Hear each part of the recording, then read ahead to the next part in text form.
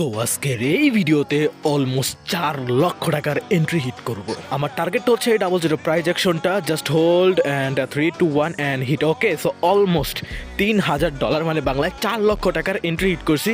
First of all আগে লজিকটা বোঝার চেষ্টা করেন।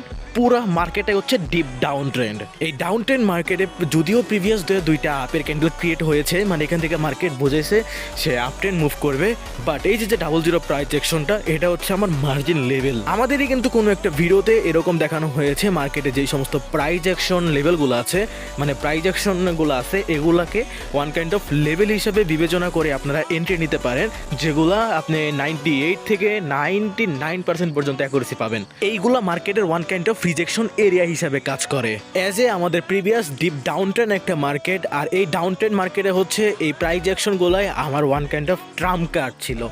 যেহেতু down trend market entry obviously ডাউনে হবে, কিন্তু যদি আমি প্রাইজ অ্যাকশন বরাবর কোনো এন্ট্রি পাই আর সেটাকে যদি মার্জিন ধরি, অ্যাবসোলুটলি প্রফিট 100%। বাই।